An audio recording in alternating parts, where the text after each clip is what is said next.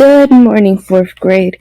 Today we are going to be continue exploring all about environment and its needs. Today we are going to be looking at a terrarium.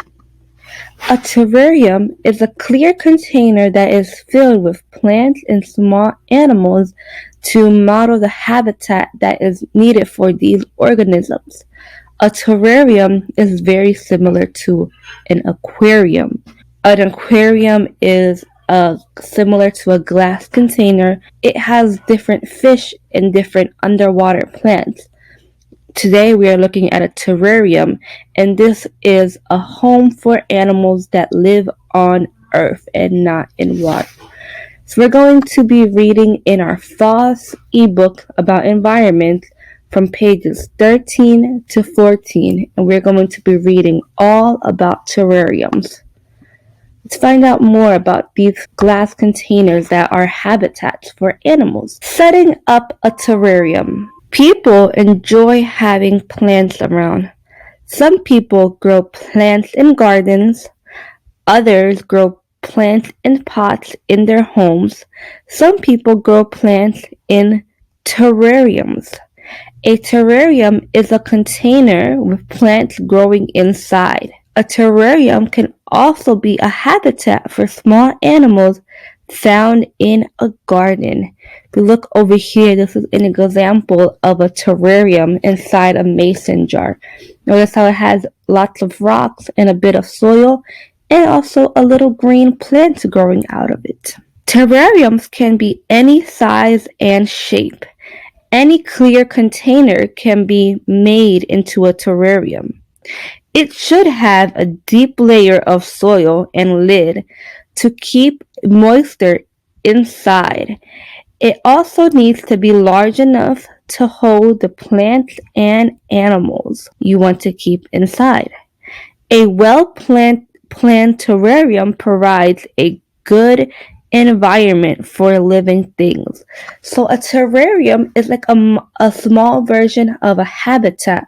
Let's take a look. Let's continue reading so we can know what terrariums need to have in order to be a good environment for living things.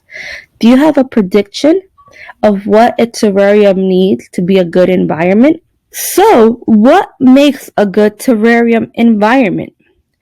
All organisms have needs.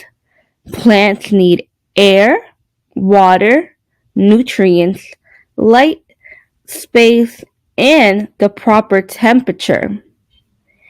Animals need air, water, food, space, shelter, and the proper temperature.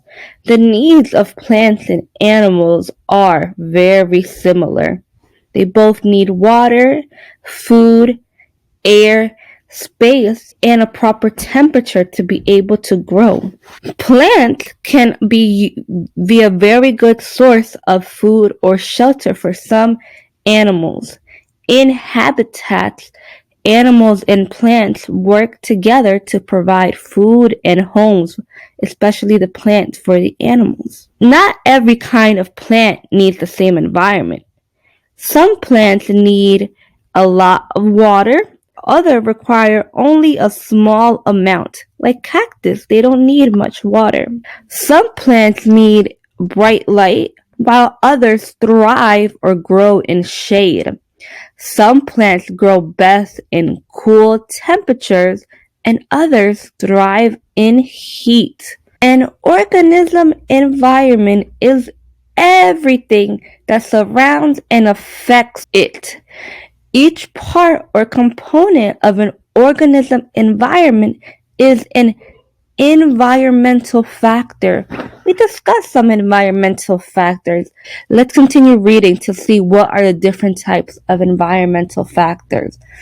An environmental factor can be non-living, such as water, light, and air temperature.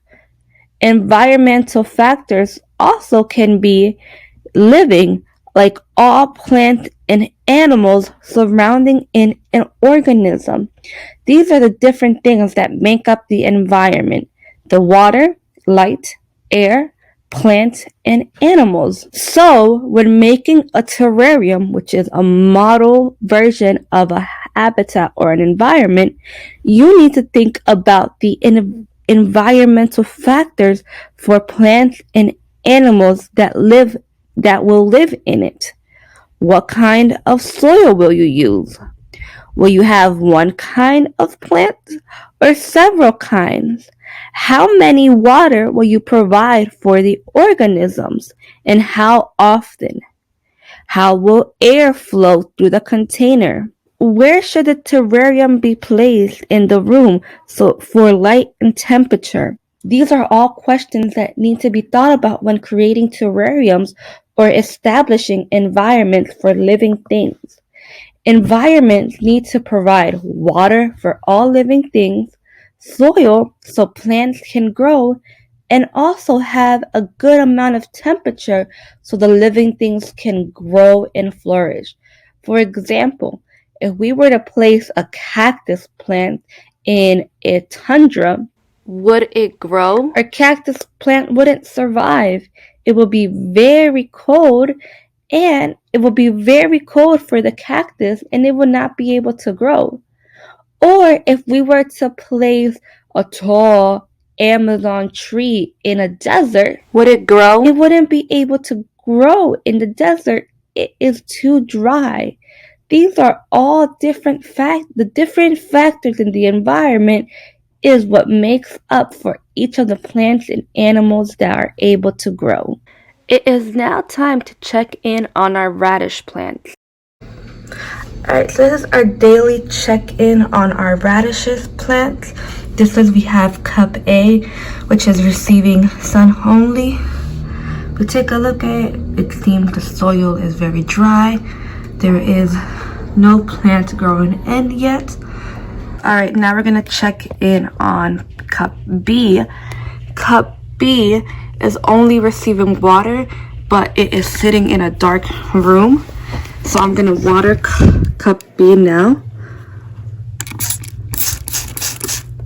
Now we have cup C, which is receiving sun and water.